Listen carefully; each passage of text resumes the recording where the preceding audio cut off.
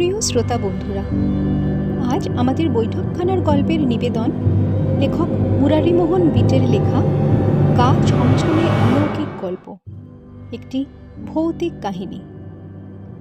Murarimohan bit প্রহেলিকা সিরিজের একজন অত্যন্ত জনপ্রিয় লেখক ছিলেন, যিনি মূলত রহস্য, গোয়েন্দা ও রোমাঞ্চ উপন্যাস লিখতেন।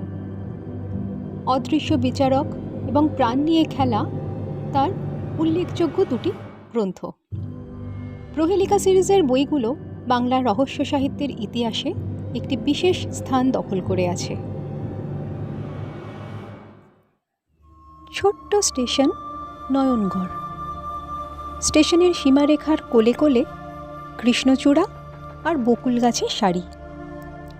রক্তবর্ণের কৃষ্ণচূড়া ফুলগুলি অদ্ভুত রকমের সুন্দর দেখায়। স্টেশনের গেট পেরিয়ে বাইরে এসে দাঁড়ালে বহুদূর পর্যন্ত দৃষ্টি চলে। শ্যামল কচি ধান গাছে ভরা দিগন্ত বিস্তৃত ক্ষেত, আর তারই বুক চিরে একটা চওড়া কাঁচা পথ স্টেশনের গোড়া থেকে এঁকে বেঁকে অসীমের কোলে হারিয়ে গেছে। আরও কয়েকটা সর্পিল পায়ে চলা পথের দাগ এদিক ওদিক দিয়ে চলে গেছে। চওড়া রাস্তাটার ওপর একটা ছই তোলা গরুর গাড়ি দাঁড়িয়ে রয়েছে। বিমল বলল, ওই যে আমাদের গাড়ি। 5 বন্ধুতে গাড়িটার কাছে এসে দাঁড়ালো। গাড়োয়ানকে লক্ষ্য করে বিমল বলল, কি হে রামু, ভালো আছো তো? রামু সবিনয় বলল, আজ্ঞে হ্যাঁ ছোটবাবু, আপনাদের আশীর্বাদ। বাড়ির সকলে ভালো আছে? হ্যাঁ ছোটবাবু, মাঝে কর্তাবাবুর একদিন জ্বর হয়েছিল, এখন ঠিকই আছে। এরপর সকলে গাড়িতে উঠে বসল। গাড়ি চলতে শুরু করলো ক্যাঁচ কোঁচ রাগিনী তুলে।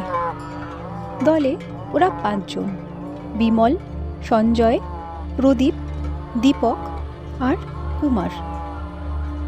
খানিকটা অগ্রসর হওয়ার পর বিমল বলল, শোন সঞ্জয়, ছোট্ট একটা গল্প বলি।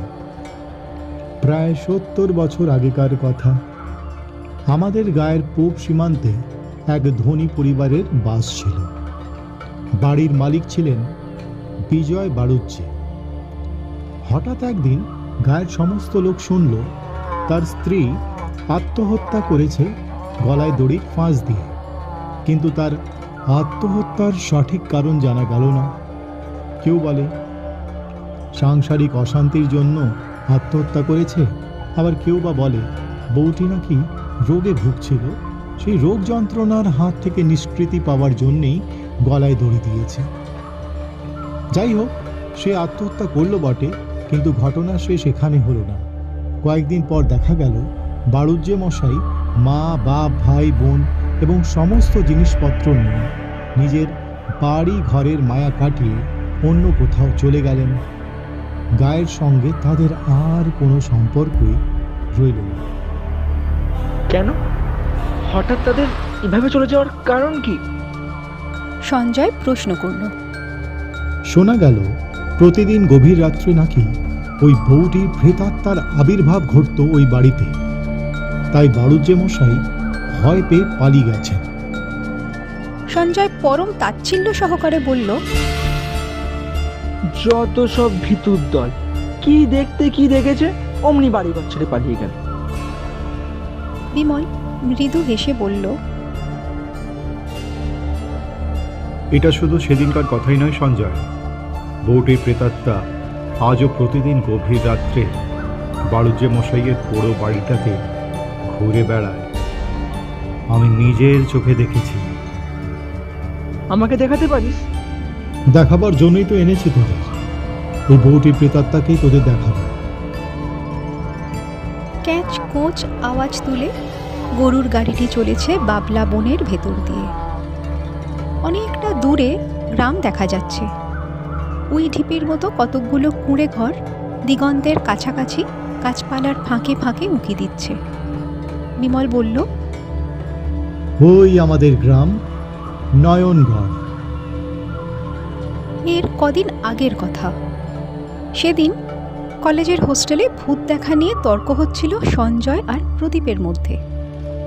সঞ্জয় পরম অবজ্ঞা ভরে বলল, এখনো তোদের কুসংস্কার গেল না রে, খুব তো বকর বকর করছিস। ভূত কোনোদিন দেখেছিস নিজের চোখে? প্রদীপ দমে গেল। সত্যি সে কোনোদিনও ভূত দেখেনি, শুধু গল্পের বইয়ে পড়েছে আর নানা জনের মুখে নানা কাহিনী শুনেছে মাত্র। তাই কোনো কথা বলতে সে আর সাহসী হলো না। এদের তর্কে শ্রোতা ছিল 3 জন, বিমল, দীপক আর কুমার। প্রদীপ চুপ করে যাওয়াতে বিমল হঠাৎ বলে বসল, আমি ভূত দেখেছি। সকলেই অবাক হয়ে তাকালো ওর মুখের দিকে। সঞ্জয় ঘা খেল, গলায় অত্যন্ত জোর দিয়ে বলল, আমায় দেখাতে পারিস তবেই বিশ্বাস করব। পারি। প্রত্যেকের চোখে মুখে পরম বিস্ময়। বিমলটা বলে কি? নিজেও ভূত দেখেছে এটা না হয় খানিকটা বিশ্বাস করা গেল, কিন্তু অন্য কাউকে দেখিয়ে দেবে এ আবার কিরকম কথা? পোষা ভূত নাকি? সঞ্জয় অবিশ্বাসের হাসি হেসে বলল, বেশ, কবে দেখাচ্ছিস আমাকে বল। কোথায় যেতে হবে আমাকে? শ্মশানে? বিমল বিদ্রুপটা গায়ে না মেখে বলল, না, শ্মশানে নয়, যেতে হবে আমাদের গায়ে নয়নগড়ে। সামনে শনিবার দিন রওনা হওয়া যাবে। রবি সোম ছুটি আছে। ঠিক আছে, আমি রাজি আছি। প্রদীপ, দীপক ও কুমার এরাও ওদের সঙ্গে ভূত দেখতে নয়নগড় যাবে ঠিক হলো, এবং সেই উপলক্ষেই আজ ওরা 5 জনে নয়নগড়ে হাজির হয়েছে। বিকেলবেলা 5 বন্ধুতে বেরুলো বিজয়বাবুর পুরো বাড়িটা দেখতে। গাঁয়ের একেবারে শেষ সীমান্তে বাড়িটা, বন জঙ্গলে প্রায় ঢাকা। দেওয়ালের ফাটলে ফাটলে অজস্র গাছপালা জন্মে এমন অবস্থা হয়েছে বাড়িটাকে বাড়ি বলে চিনতে বেশ কষ্ট হয়। কুমার বলল, বাপস, রাত্রি এই বাড়ির মধ্যে ঢুকতে হবে? ভূতের হাত থেকে যদিও বা রেহাই পাওয়া যায়, সাপের ছোবল থেকে বাঁচবার কোনো উপায় দেখছি না। বিমল সকলকে ডাকলো। হায়, ভেতরে যাবার রাস্তাটা চিনে নি দিনের আলোয়। দেখছিস কিরকম ঝোপ জঙ্গল? গাছের ডাল ভেঙে কতকগুলো গাছ উপড়ে কোনো রকমে একটা পথ সৃষ্টি করে ওরা সকলে ভেতরে এসে পৌঁছালো। ভেতরের দিকটা কিছুটা পরিষ্কার আছে, অপরিষ্কারের মধ্যে কেবল 70 বছরের ধুলোবালি আর ঝড়ে উড়ে আসা শুকনো পাতা জমে রয়েছে। চলতে গেলে খসখস মচমচ শব্দ হয়।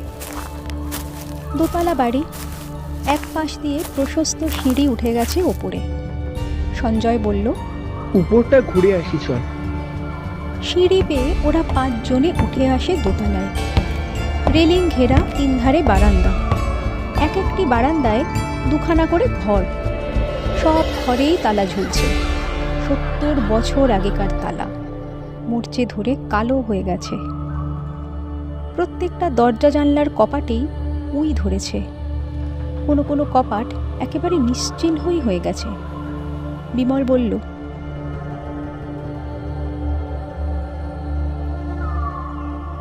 এই বাড়িতে বিজয়বাবুর স্ত্রীর 70 বছর আগেকার প্রেতাত্মা আজও বাস করে। থাম থাম, আগে তাকে দেখি, তারপর কথা হবে। এ কথার উত্তরে বিমলের বলবার আর কিছুই নেই, তাই সে শুধু একটু হাসল। সঞ্জয়ের পকেটে ছিল একটা বড় ছুরি।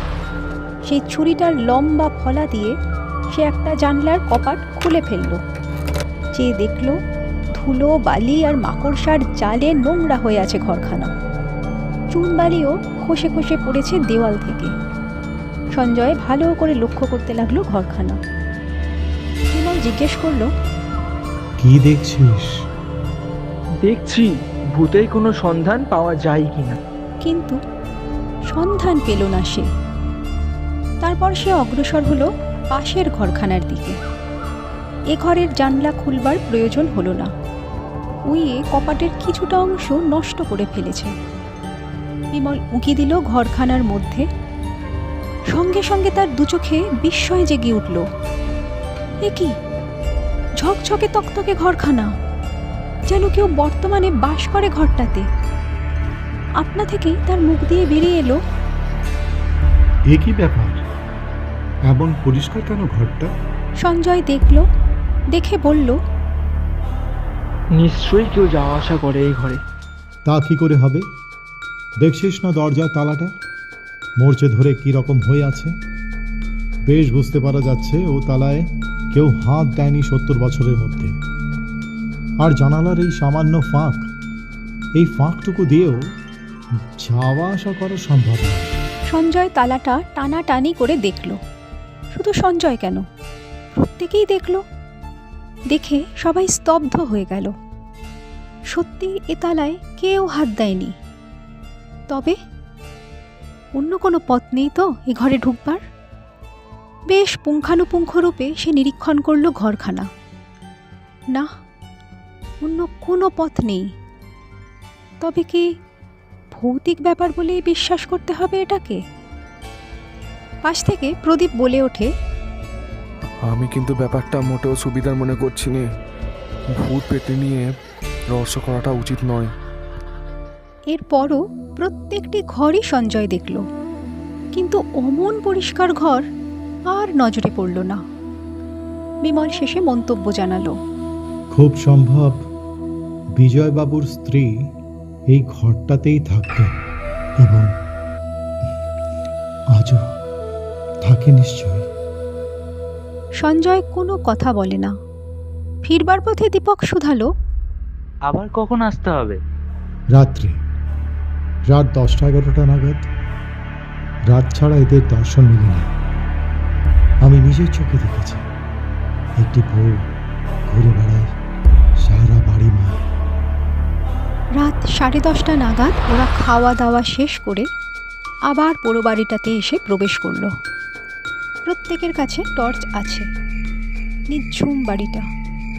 বন্য পোকামাকড়দের হরেক রকম সুরের এক ঘেয়ে এক টানা চিৎকারের মাঝে শুকনো পাতার ওপর পায়ে চলার খসখস শব্দটা ওদের নিজেদের কানে বড় বিশ্রী শোনাতে লাগলো। শব্দটা কেমন যেন অপার্থিব বলে মনে হতে লাগলো। টর্চের আলো না জ্বেলেই অন্ধকারের মধ্যে দিয়ে ওরা 5 জনে সন্তর্পণে উঠে এলো দোতলায়। আলো জ্বেলে হই হুল্লোড় করে ওদের বিরক্ত করলে ওরা নাকি প্রকাশ পান না, তাই এই সতর্কতা। কে যেন ফুপিয়ে ফুপিয়ে কাঁদছে না? দোতলায় উঠতেই ওদের কানে নারীকণ্ঠের মৃদু কান্নার রেশ ভেসে এলো। বিমল চুপি চুপি বলল, শুনতে পাচ্ছিস সঞ্জয়? কেউ যেন কাঁদছে এই বাড়ির মধ্যে। সেই বউটির কান্না। বিজয়বাবুর স্ত্রীর প্রেতাত্মা কাঁদছে। সাংসারিক অশান্তির জন্যই হোক বা রোগ যন্ত্রণার জন্যই হোক, বউটি নির্জনে বসে প্রায় নাকি এরকম কাঁদতো শোনা যেত। আওয়াজটা যেন কোণের ঘরটা থেকে আসছে বলে বোধ হচ্ছে। আই চুপি চুপি দেখি ব্যাপারটা কি। আলো জ্বালিস না কেউ। সকলে নিঃশব্দে সেই পরিষ্কার ঘরটার উইয়ে খাওয়া জানলাটার গোড়ায় এসে দাঁড়ালো। ঘরের ভেতরে 2টো জোনাকি ঢুকে টিপ টিপ করে জ্বলছে। জোনাকির মৃদু আবছা আলোয় ওরা যা দেখল তাতে গায়ের রক্ত হিম হয়ে গেল। মেঝের ওপর বসে একটি বউ ফুপিয়ে ফুপিয়ে কাঁদছে। লম্বা লম্বা চুলগুলো পিঠের ওপর ছড়ানো। 2 হাঁটুর মধ্যে মুখ গুঁজে কাঁদছে মেয়েটি। সঞ্জয় ভালো করে চেয়ে দেখল, দরজার মরচে ধরা তালাটা ঠিকই ঝুলছে। কি ব্যাপার? সে এক দৃষ্টিতে চেয়ে থাকে নারী মূর্তিটার দিকে। কান্না থেমে গেল একটু পরেই। সেই সঙ্গে বউটিকেও আর দেখা গেল না। সঞ্জয় টর্চ জেলে দেখে ঘর ফাঁকা। দরজা এবং ওধারের জানলাগুলো যেমন বন্ধ ছিল তেমনিই বন্ধ রয়েছে। সঞ্জয়ের মুখ দিয়ে বেরিয়ে এলো, আশ্চর্য, হাওয়ায় মিলিয়ে গেল নাকি বউটা? যদি সত্যিকারের বউ হতো তাহলে কি মিলিয়ে যেত? এই যে পেতনি! আর এখানে নয়, নিচে চল। এবার নিচে গিয়ে একটা জায়গায় চুপচাপ বসে থাকবো। বউটাকে দেখতে পাবি আবার। সারা বাড়িটায় ঘুরে বেড়াবে, কখনো কাঁদবে, কখনো হাসবে। আচমকা কোথায় একটা কুকুর তারস্বরে চিৎকার করে উঠল। প্রত্যেকে থমকে দাঁড়ালো একবার। এরপর আবার সিঁড়ি বেয়ে নামতে লাগলো। নিচের উঠোনের একপাশে বাথরুম। বিমল সকলকে নিয়ে বাথরুমের মধ্যে গিয়ে ঢুকলো। এখানেই আমরা অপেক্ষা করব। সঞ্জয় মুহূর্তের জন্য টর্চটা একবার জেলে ঘড়িটা দেখে নিল। 11:15। বাথরুমের দরজার কপাট দুটো উইয়ে নিশ্চিহ্ন করে ফেলেছে। ওরা খোলা দরজার সামনে গায়ে গা ঠেকিয়ে জড়ো হয়ে বসল। 5 জনের শ্বাস প্রশ্বাসের শব্দ বড় বেসুরো শোনাতে লাগলো ওদের কানে। দীপক বলল, এসব অ্যাডভেঞ্চার কিন্তু আমার মোটেই ভালো লাগে না।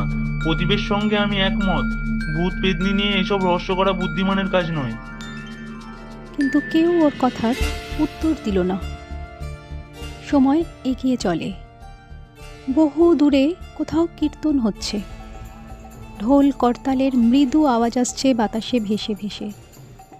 5 জনে বাথরুমে বসে আছে, চুপচাপ, মৌন, নিথর। হঠাৎ দোতলার বারান্দায় পায়ে চলার শব্দ জেগে উঠল। কেউ যেন চলছে। বিমল চাপা স্বরে পড়ল, চুপ, কেউ টু শব্দটি করবি না। সকলে প্রখর দৃষ্টিতে তাকালো বারান্দার দিকে। অনেকগুলো জোনাকি সারা বাড়িময় টিপ টিপ করে জ্বলছে। ওদের আলোয় দেখা যাচ্ছে যেন একটা ছায়ার মতো কি সিঁড়ির দিকে এগিয়ে যাচ্ছে। বিমল সঞ্জয়ের কানে কানে বলল, দেখতে পাচ্ছিস? ছায়ামূর্তিটা ধীরে ধীরে সিঁড়ি বেয়ে নেমে আসে নিচে। এবার চিনতে পারা যায় মূর্তিটা স্ত্রীলোকের। সকলে কাঠ হয়ে মূর্তিটার দিকে চেয়ে থাকে। বউটি নিচে নেমে ডান দিকে এগিয়ে গেল কয়েক হাত। তারপর একটা জায়গায় স্থির হয়ে দাঁড়িয়ে ওপর দিকে চাইল। প্রত্যেকে তীক্ষ্ণ দৃষ্টিতে চেয়ে দেখল একটা মোটা দড়ি ঝুলছে দোতলার বারান্দা থেকে। এতক্ষণ ওদের নজরে পড়েনি দড়িটা। দড়িটার শেষ প্রান্তে একটা গোলাকার ফাঁস। দেখে সকলের সর্বাঙ্গ শিরশির করে কেঁপে উঠল। মাথার ভিতর কেমন যেন ঘুরপাক খেতে লাগলো। বউটি ক্ষণকাল দড়িটার দিকে চেয়ে থেকে একটা উঁচু জায়গায় উঠে দাঁড়ালো। তারপরই মুহূর্তের মধ্যে ফাঁসটা গলায় পরিয়ে দিয়ে ঝুলে পড়ল শূন্যে। একটা ক্ষীণ অস্ফুট আর্তনাদ। সঞ্জয় মরিয়া হয়ে 5 সেলের টর্চটার সুইচ টিপে দিল। এক ঝলক তীব্র আলো টর্চটার মুখ দিয়ে ঠিকরে বেরিয়ে গেল সোজা। কিন্তু কই, কিছুই নেই। একটা চামচিকে পর্যন্ত না। প্রবল বেগে মাথা ঘুরে ওঠে। 2 হাতে সজোরে মাথাটা চেপে ধরে সঞ্জয়।